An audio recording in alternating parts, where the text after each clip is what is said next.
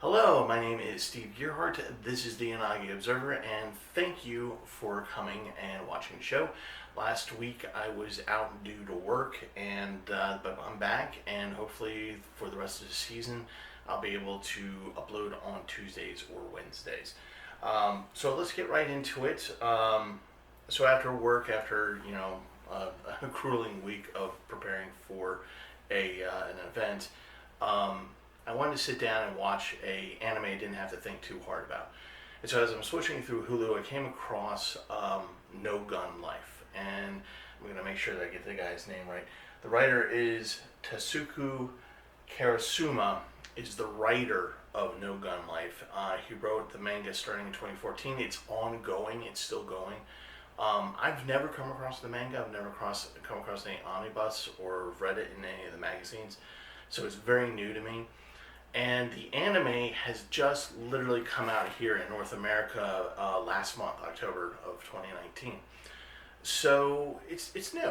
It's new. So why not watch it? From when I read the description, it seemed like it was all the things that I would enjoy, which is cyberpunk. So all the boxes were checked. You have cybernetic enhanced people. You have a sort of authoritarian government slash corporate controlling interests and some type of conspiracy going on, and it has this feel that there might be an apocalyptic ending to it.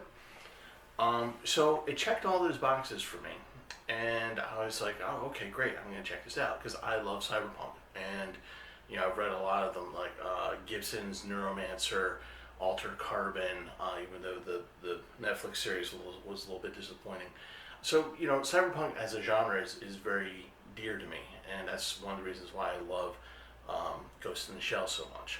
Anyway, so a No Gun Life has also various tropes that cyberpunk has, which is usually some type of detective or a person who acts in an investigative capacity. In this case, it is an actual detective who calls himself a resolver, which is he's a cybernetic enhanced person who kind of handles things for people who aren't with people who are, if that kind of makes sense. And his thing is that he doesn't know how he got his cybernetic implants. He has no memory of it prior to getting them and serving as what's called a gun slave during the Great War. So I'm assuming that there's another one of the series that starts with a kind of like almost World War kind of thing going on. So in this series, the story is that he's a gumshoe, a detective, private detective, helping people out, and he's got the image of the hard-boiled detective. He smokes, he's got the trench coat, and he's got like a very cynical thing on life, but he has certain things that kind of make him weak or human, like when a pretty girl kisses him on the cheek, or his metal cheek. I'll explain. And and he kind of gets distracted by beautiful women. So there's some fan service in this anime, and he gets very distracted by bosoms, like very bouncy bosoms. It's almost embarrassing. Anyway, so so he's starting on to this.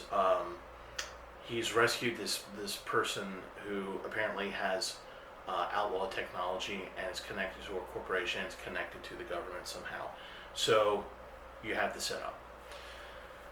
So I got about 3 episodes into it because that's what's on Hulu right now. I think the next one is actually coming out today, or tomorrow on the 14th, and I'm disappointed. It's not that it's a bad anime, not by any stretch of the imagination. It's actually very well drawn, the anime portion of it, although the end credits seem to have that, those paintings of the kids with the big eyes. It kind of goes in that direction. It's kind of a little creepy. I like the beginning song, the title song, which escapes me at the moment. I'll try and remember it and write it down below.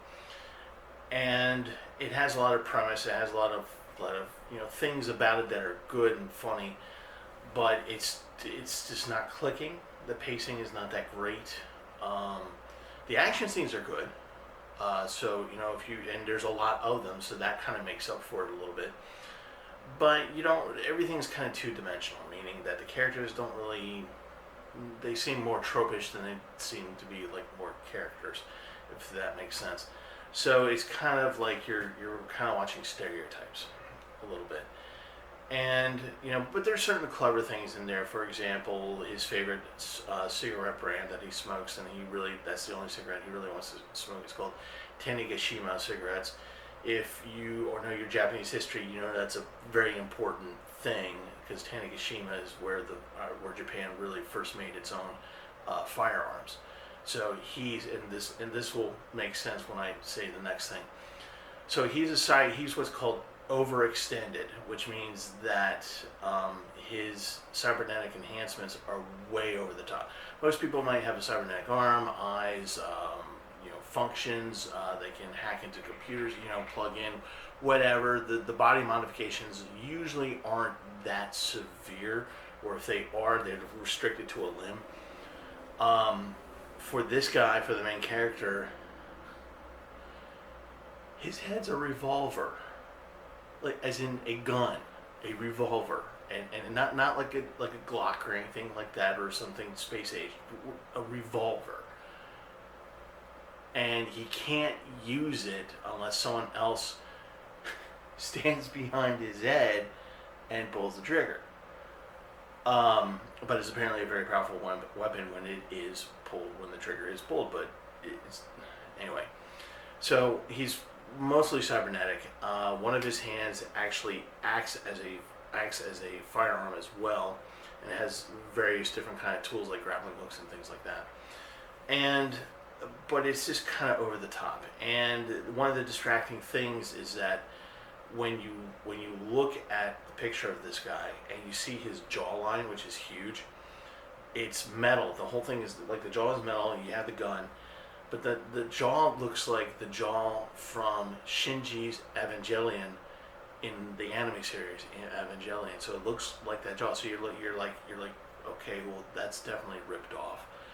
And again, of course, it's just he has a revolver for a head, and it's certain circumstances and certain angles, it kind of looks okay. That's kind of cool, like, I guess.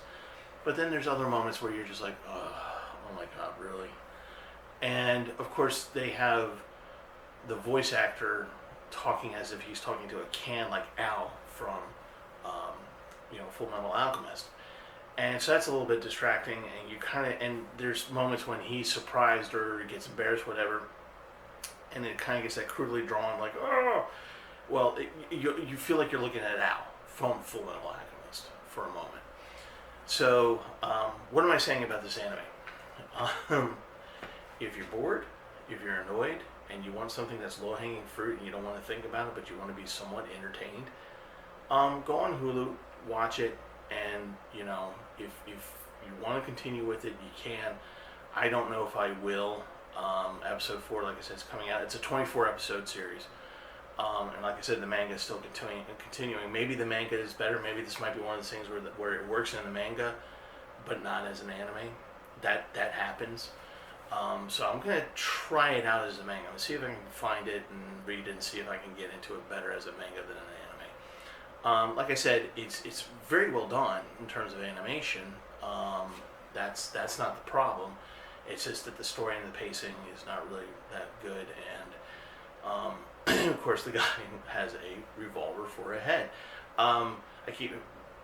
Okay, here's a picture of it. Do you see what I mean? Do you kind of get what I'm trying to say? Anyway, give it a try. If you like it, great. If you don't, that's understandable. So anyway, this is kind of a lukewarm review for an anime. Alright, so the next part of this video is just going to talk about what's going on for the rest of the year for this series, for this season, as I like to call it. So I usually take it up to about Christmas, and then I kind of shut the channel down for regular episodes, and I concentrate on like the past 2 years, which is Where to Eat for Anymore. I'm going to do that again. So if you're going to Anymore after Christmas, kind of check back and see if it's uploaded. Just tells you where to go, where to eat, ATMs, things like that, if you're coming to Anymore. After Anymore, which is after the weekend of, I believe, January 9th through the 11th, there's going to be a review video of the convention, and of course the little video where I take pictures and video and everything, send them to music. Oh yes, if you're going to Anymore, I believe I am doing 2 panels. I'll talk about this later as we get closer. So I think the last regular season episode for this season is going to be either Tuesday or Wednesday before Christmas, and that'll be the last one. Like I said, we'll go through the Anymore stuff, and then I'm going to take a break more or less through February and restart in March, if all goes well. So I have 2 major challenges. One of them is work. Obviously, I'm going into a show that sells very well. It's called A Christmas Carol, but it's a Baltimore version, set in the same time period as the original Christmas Carol. If you want to come and see it because it's really cool. It's kind of fun. Just come by, come and see me. And the other challenge is, well, my mom's not doing too well. So there's a possibility that I might have to jet out of Baltimore really quickly, which means I may not have time to even say, hey, going to be gone for a week. So if you happen to notice that the same video's been up for 2 weeks, that's probably the reason why. So anyway, hope my mom gets better. Anywho, so that's going to be it. So I will see you guys hopefully next week, Tuesday, Wednesday, and we will go from there. And again, thank you so much for coming by. If you like this video, please like it.